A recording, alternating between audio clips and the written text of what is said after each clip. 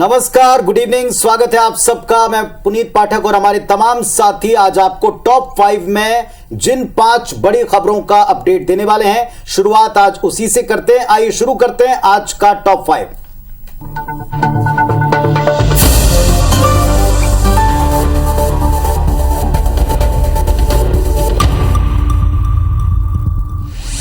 सबसे पहले जान लें 5 वो बड़ी खबरें जिनका डिटेल हम आपको बताने वाले हैं। पहली खबर मैं आपको बताऊंगा, भोपाल में जो प्री सेलिब्रेशन था करवा चौथ का, इसमें कांग्रेसी विधायक को बुलाने पर क्यों बवाल मचा।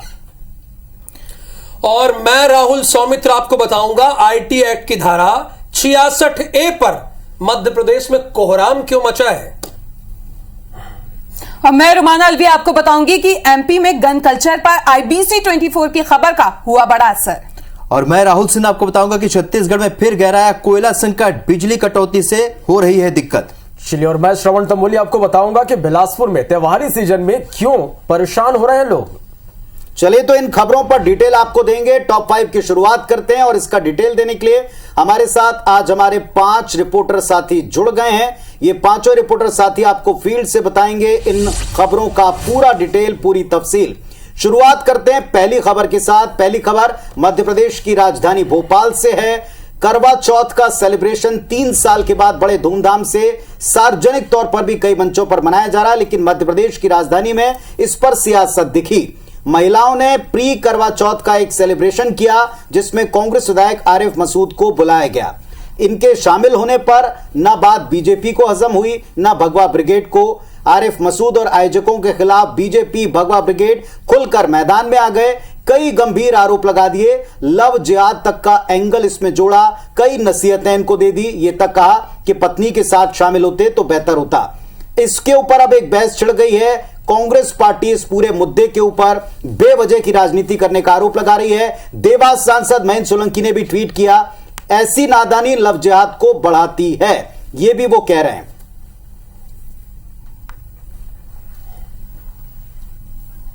चलिए, अब इस विषय के ऊपर ज्यादा जानकारी के साथ मेरे सहयोगी नवीन सिंह इस वक्त जुड़ गए। सीधे नवीन का रुख करते हैं। नवीन, इस पर हम सुन चुके हैं सबको। लगता है कि सियासत कोई छोड़ना नहीं चाहता, गंभीर आरोप लगा दिए। देखिए पुनीत, आज करवा चौथ है, लेकिन इसके ठीक दिन 24 घंटे पहले ही प्री करवा चौथ सेलिब्रेशन हुआ है। न सिर्फ भोपाल में बल्कि देश भर में अलग अलग जगहों पे अलग अलग तरीक़ों से हुआ है, लेकिन राजधानी भोपाल में जो प्री करवा चौथ सेलिब्रेशन हुआ है वो इस वक्त देश भर की सुर्खियों में है। दरअसल प्री करवा चौथ सेलिब्रेशन में कांग्रेस विधायक आरिफ मसूद को बुलाना पड़ा आयोजकों को, और उसके बाद लगातार बवाल सोशल मीडिया से लेकर आम हो चुका है। हर जगह सिर्फ इसी की चर्चा हो रही है। आरिफ मसूद आए हैं, उसको लेकर बीजेपी और भगवा ब्रिगेड के लोग कांग्रेस को निशाने पर ले रहे हैं और ये भी कह रहे हैं कि अगर आरिफ मसूद आए भी, लेकिन कम से कम उन्हें अपनी पत्नी और अपने घर की बेटियों को लेकर आना था, क्योंकि आरिफ मसूद हिजाब की वकालत करने वाले हैं और हिजाब की वकालत करते करते वो हिंदू महिलाओं के कार्यक्रम में इस तरीके से क्यों। हालांकि अब कांग्रेस जो है बैकफुट पर है। कांग्रेस लगातार डिफेंड करने की कोशिश कर रही है। कांग्रेस अब ये तर्क दे रही है कि आरिफ मसूद बड़े भाई के नाते से इस कार्यक्रम में पहुंचे और तमाम बवाल अब एक बड़े बवाल के रूप में सामने है। और अब राजपूत संगठनों के लोग जो हैं MP नगर थाने पहुंचे थे कुछ देर पहले और एक लिखित में शिकायत भी दी है कि धार्मिक भावनाओं को ठेस पहुंचाई गई है आयोजकों की तरफ से। आयोजक अंशु गुप्ता की शिकायत लिखित में राजपूत संगठन के लोगों ने की है। देखना दिलचस्प होगा पुनीत की अब किस तरीके से इस पूरे मामले का खात्मा होता है। लेकिन ये ज़रूर है पुनीत की चुनाव में अभी 1.25 साल का वक्त है, लगभग 1 साल का वक्त बचा हुआ है और साल भर में इस तरीके के कई सारे और बवाल सामने आने हैं। बिल्कुल, इस पर राजनीति होना कोई हैरान करने वाली बात नहीं, लेकिन करवा चौथ जैसे विषय में भी राजनीति का एंगल ढूंढ लिया गया, ये जरूर हैरान करता है। शुक्रिया आपका नवीन, बने रहे आप हमारे साथ में इस पूरी खबर पर जो आपने डिटेल दिया। तो अगली खबर बहुत ही इंपॉर्टेंट है। असल में सोशल मीडिया पर सरकारों के खिलाफ टिप्पणी करने पर आईटी एक्ट की धारा 66A लगाकर आरोपियों को जेल भेजने के मामले में सुप्रीम कोर्ट ने बहुत ही तल्ख टिप्पणी की है। धारा 66A को ही असंवैधानिक बता दिया। किसने?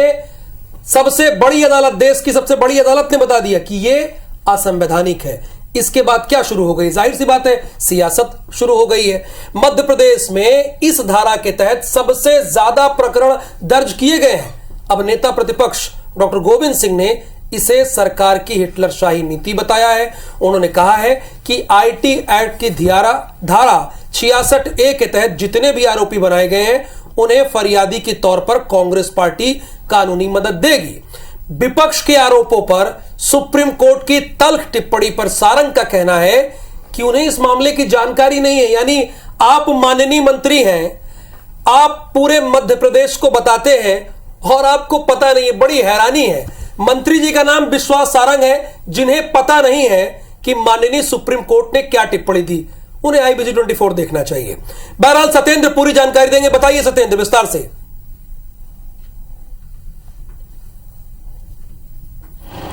देखिए, कल सुप्रीम कोर्ट ने एक बड़ा ही ऐतिहासिक फैसला दिया है कि साल 2015 में 66A जो धारा आईटी एक्ट की थी उसको रोक लगा दी गई थी। श्रेया सिंगल वर्सेस मामला था। उसके बाद 2015 में साल 2015 में सुप्रीम कोर्ट ने इस पूरे आईटी एक्ट मामले को लेकर रोक लगा दी थी। उसके बाद देखा जा रहा था कि 11 राज्यों में करीब 250 से अधिक उस समय मामले दर्ज हो चुके थे और उसके बाद जब ये रोक लगा दी गई तो करीब उन्हीं 11 राज्यों में करीब 1300 से अधिक 66A आईटी एक्ट के तहत मामला दर्ज हुए। जब इस मामले को लेकर सुप्रीम कोर्ट में दोबारा फिर से याचिका दायर की गई तो सुप्रीम कोर्ट ने कल मध्य प्रदेश के साथ जितने भी राज्य हैं करीब उन सभी राज्यों के डीजीपी और गृह विभाग को आदेशित किया है कि 66A के तहत जितने भी मामले अगर पेंडिंग पड़े हैं तो उन मामलों से 66A को हटा दिया जाए और उसके बाद इन मामलों की सुनवाई की जाए। देखा जाए तो मध्य प्रदेश में करीब ऐसे 145 मामले दर्ज किए गए हैं जो 66A के आईटी एक्ट की धारा 66A के तहत दर्ज किए गए हैं। इनमें से 113 मामले जो है अभी कोर्ट में विचाराधीन है, यानी कि कोर्ट में ये मामले चल रहे हैं। तो ऐसे में देखना ये होगा कि आईटी एक्ट के तहत जो मामले कोर्ट में विचाराधीन है तो ये सुप्रीम कोर्ट का जो आदेश है उस आदेश को गृह विभाग और मध्य प्रदेश के डीजीपी किस तरह से पालन करते हैं। अगर मध्य प्रदेश के बाद राजधानी भोपाल की बात करें तो राजधानी भोपाल के साइबर क्राइम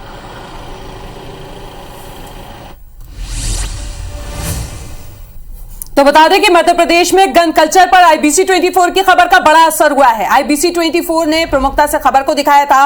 उमा भारती के करीबी और बीजेपी से निष्कासित नेता प्रीतम लोधी अपने समर्थकों के साथ शस्त्र लाइसेंसों के साथ शक्ति प्रदर्शन कर रहे थे।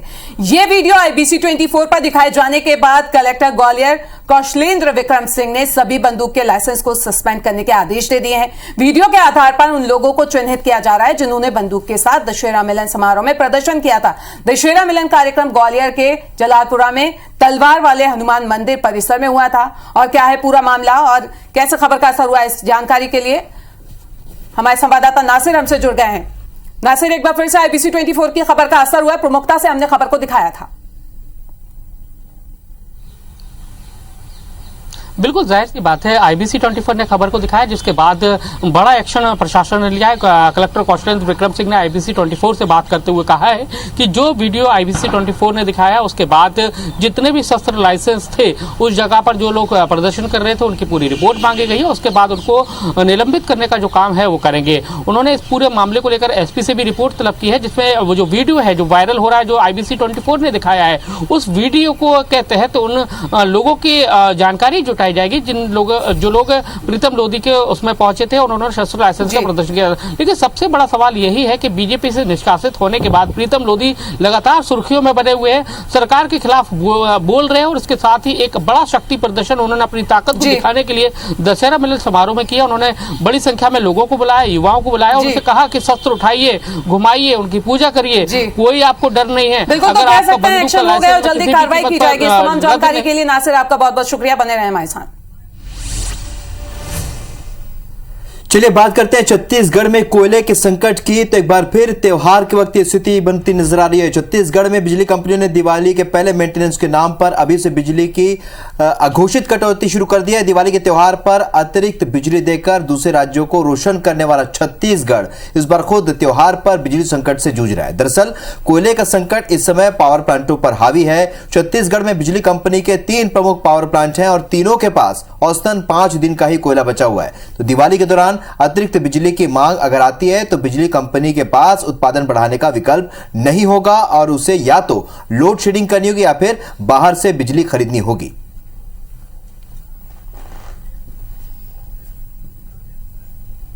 चलिए, इस खबर पर हमारे सहयोगी स्टार जरा हमारे साथ लाइव जुड़ रहे हैं। स्टार, ये पहली बार नहीं है कि कोल संकट आया है, कोयले का संकट जिस वक्त आया है त्योहार का वक्त है, ऐसे में क्या स्थिति बनती नजर आ रही है? किस तरीके से ये स्थिति पर सरकार नियंत्रण ले पाएगी और लोगों तक जो बिजली की सुविधा निर्बाध तरीके से पहुंचा पाएगी? देखिए, छत्तीसगढ़ में बिजली का संकट बहुत काफ़ी गहरा चुका है। हालांकि अभी लोड शेडिंग की घोषणा नहीं की गई, लेकिन अघोषित रूप से लोड शेडिंग कई कई स्थानों पे शुरू हो गई है। इसकी मूल वजह है कि पावर प्लांट के पास, यानी जो जनरेशन प्लांट है, उनके पास कोयले का स्टॉक है वो कम हो गया है। जो नॉर्म्स के मुताबिक किसी भी पावर प्लांट के पास कोयले का स्टॉक जो है कम से कम 12 दिन का रहना चाहिए। लेकिन छत्तीसगढ़ की बात कर लें तो 3 प्रमुख प्लांट हैं। मड़वा प्लांट जिसमें 1000 मेगावाट की यूनिट है, इसके अलावा DSPM जब 500 मेगावाट की यूनिट है, इसके अलावा एक और कोरबा। तो ये 3 STPM, DSPM और मड़वा, ये तीनों प्लांटों की बात करें तो कोयले का स्टॉक जो एवरेज स्टॉक लगभग 5 दिन का ही बचा है। और इस मामले में अधिकारियों का कहना है कि लगातार वो उनकी खुद की माइन से वहां से भी कोयला मंगाना चाह रहे हैं या SCCL से भी कोयला उनके पास मिलने को तैयार है, लेकिन रेलवे की तरफ से पर्याप्त मात्रा में रैक उपलब्ध नहीं कराया जा रहा है। औसत रूप से रोजाना लगभग 6 रैक की उनको आवश्यकता है, तो 3 या 4 रैक ही उपलब्ध कराया जा रहा है, जिसके कारण जो स्टॉक है लगातार जो 12 दिन का था करीब घटते घटते आज 4 से 5 दिन का औसत स्टॉक बच गया है। इस मामले में मुख्यमंत्री भूपेश बघेल का भी कहना है, उन्होंने सवाल खड़े किया है कि एक तरफ रेलवे ये कहकर यात्री ट्रेनें रद्द कर रहा है कि कोयले की ढुलाई करनी है और उसके बाद फिर कोयला उपलब्ध होने के बाद भी रैक उपलब्ध नहीं करा पा रहा था। ये सवालिया निशान है और बीजेपी से उन्होंने मांग की कि बीजेपी के नेताओं को इसमें बात रखनी चाहिए। संकट तो आ रहा है, लेकिन उसके साथ ही राजनीति भी बढ़ते जा रही है, क्योंकि जिस तरीके से मुख्यमंत्री का बयान आया, जाहिर सी बात है अब विपक्ष भी इस पर जरूर अपना बयान जारी करेगा। इस जानकारी के लिए बहुत शुक्रिया स्टार, आप हमारे साथ बने रहिए। चलिए बढ़ते आगे और रुक कर लेते हैं 5वीं बड़ी खबर का। बिलासपुर में त्योहारी सीजन में राशन के लिए हितग्राहियों को परेशान होना पड़ रहा। शासकीय राशन दुकानों से हितग्राहियों को राशन नहीं मिल पा रहा है। बीते 1 माह से राशन वितरण की व्यवस्था पूरी तरह से गड़बड़ाई हुई है। क्यों गड़बड़ाई है, ज्यादा जानकारी के साथ हमारे सहयोगी जितेंद्र थवाई बिलासपुर से हमारे साथ लाइव जुड़े हैं। जितेंद्र, त्योहारी सीजन है और ऐसे में जब लोगों को राशन नहीं मिलेगा तो निश्चित रूप से उन्हें परेशान होना पड़ेगा। क्यों ऐसी स्थिति बन रही है यहां पर और उस पर ध्यान क्यों नहीं दिया जा रहा? देखिए श्रवण, बीते दिनों जिस तरह से लगातार राशन वितरण में अनियमितता सामने आई, गड़बड़ियां सामने आई, उसके बाद शासन ने निर्देश दिया था कि जो मैनुअली और ऑफलाइन मोड पर जो राशन वितरण की प्रक्रिया है उसको बंद की जाए। इसके साथ ही जो POS मशीन जो है वो यहाँ तमाम राशन दुकानों को उपलब्ध कराए गए थे, ताकि इलेक्ट्रिकल पॉइंट ऑफ सेल्स के जरिए यहाँ पर पारदर्शिता के साथ जो हितग्राही हैं उनको राशन का वितरण हो सके। लेकिन ये अगर बात करें तो यही जो शासन की तरफ से निर्देश दिए गए थे, उसके बाद जिस प्रक्रिया को अब अपनाया जा रहा है उसमें दिक्कत यहाँ पर अब सामने आ रही है, क्योंकि बीते 1 सप्ताह से यहाँ पर POS का जो सर्वर है वो डाउन है, जिसकी वजह से राशन वितरण की प्रक्रिया बाधित हो रही है। हितग्राही लगातार परेशान हो रहे हैं, वो राशन वितरण केंद्रों पर पहुँच रहे हैं लेकिन उनको राशन नहीं मिल पा रहा है। दरअसल देखिए, अधिकारी भी बता रहे हैं कि बीते 1 सप्ताह से ये समस्या बनी हुई है। तकनीकी दिक्कतों के कारण जो POS की जो प्रक्रिया है वो यहाँ पर संचालित नहीं हो पा रही है, जिसकी वजह से जो राशन वितरण का काम है वो बंद हो गया है। लिहाजा नए तकनीकी खामियां हैं जिसकी वजह से लोगों को राशन नहीं मिल पा रहा। देखना होगा कि व्यवस्थाएं कब तक दुरुस्त हो पाती है। शुक्रिया पूरी जानकारी के लिए। चलिए, तो दीपावली का त्योहार सिर पर है। एक तरफ बिजली को लेकर अघोषित कटौती, दूसरी तरफ राशन को लेकर प्रॉब्लम। ये उम्मीद करते हैं कि दिवाली के आने से पहले ये समस्याएं सॉल्व हो सकें, ताकि दिवाली सबकी रोशन और खुशहाली वाली हो।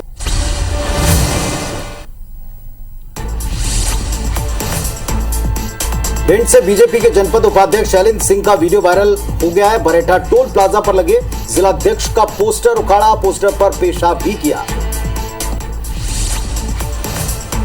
भिंड के अलौरी गांव में पोल्ट्री फार्म में मारपीट का मामला सामने आया है। मुर्गी खरीदने आए 2 बाइक सवार बदमाश मुर्गी नहीं होने पर संचालक को डंडे से पीटा। अंबिकापुर में नया बस स्टैंड स्थित दुकान में चोरी हो गई। आरोपियों ने दीवार में लिखा आई लव यू। CCTV में कैद हुई वारदात। मध्य प्रदेश में जनवरी-फरवरी में फिर होगी पंचायत चुनाव। इंदौर, सीधी और सिंगरौली कलेक्टर ने निर्वाचन आयोग ने मांगी जानकारी। AICC के राष्ट्रीय अध्यक्ष के लिए 17 अक्टूबर को वोटिंग। छत्तीसगढ़ PRO हुसैन दलवाई 16 अक्टूबर को आएंगे रायपुर। मध्य प्रदेश में व्यापम का फिर बदला नाम। इमारत पर लिखा गया मध्य प्रदेश कर्मचारी चयन मंडल, इससे पहले PEB किया गया था नाम। मध्य प्रदेश मिडिल क्लास के लिए 6,539 शिक्षकों की होगी भर्ती। स्कूल शिक्षा विभाग में 5,000 और जनजाति कार्य विभाग में 1,500 पद होंगे भर्ती। छिंदवाड़ा में उमरा नदी में बही ट्रैक्टर ट्रॉली, एक का शव बरामद, 2 लोग लापता। मोखेड़ा थाना क्षेत्र का मामला।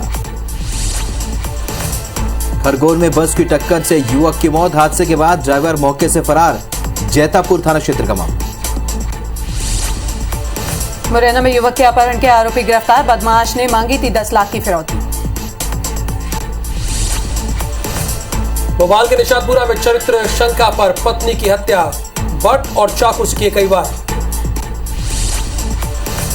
ऑनलाइन सट्टे के खिलाफ जबलपुर पुलिस की बड़ी कार्रवाई, महानदा इलाके से 4 युवक गिरफ्तार, 11,45,000 रुपए जब्त। अनूपपुर में 10,000 का इनामी आरोपी दीपू सिंह गिरफ्तार, आरोपी ने पुलिस में भी की थी मारपीट। बालूमाड़ा पुलिस ने की कार्रवाई। रीवा के टोंक गांव के में चाक घाट पुलिस की कार्रवाई, टमस नदी में पानी के नीचे अवैध शराब बरामद, लंबे समय से चल रहा था कारोबार। लिफ्ट देने के बहाने लूटपाट के 3 आरोपी गिरफ्तार, 15,000 कैश, 4 मोबाइल और कार जब्त। यूपी के मैनपुरी के रहने वाले आरोपी। दुर्ग में सड़क पर बिल्डिंग मटेरियल रखने पर हंगामा, आंगनबाड़ी सहायिका के साथ 3 युवकों का विवाद, महिला के बेटे को चाकू मारकर आरोपी फरार। जांजगीर चांपा में चाइल्ड पोर्नोग्राफी केस में 1 आरोपी गिरफ्तार। जबलपुर से मुंबई जा रहे शख्स से 50 लाख रुपए बरामद, व्यक्ति ने पेश नहीं किए वैध दस्तावेज। रायपुर में यूनियन बैंक में घोटाला कर फरार कैशियर गिरफ्तार, करीब 5.5 करोड़ का हुआ था घोटाला। कोरिया से अवैध शराब लेकर एमपी जा रही गाड़ी पलटी, नेशनल हाईवे 43 पर जमदुआरी में हुआ हादसा। डोंगरगढ़ पुलिस ने चोरी के 2 आरोपियों को किया गिरफ्तार, चोरी के सामान भी बरामद, खड़ी गाड़ियों से बैटरी निकालते थे आरोपी। बिलासपुर में जुआ खेलते 4 आरोपी गिरफ्तार, 30,000 कैश और 4 बाइक भी बरामद। तो ये था इवनिंग प्राइम का वो बुलेटिन जिसमें हमने आपको 5 बड़ी खबरें बताई। इन तमाम खबरों का अपडेट लगातार बढ़ती हुई खबरों के साथ आप तक पहुंचाते रहेंगे। आप जुड़े रहिए, देखते रहिए IBC 24। फिलहाल हमें दीजिए इजाजत। नमस्कार।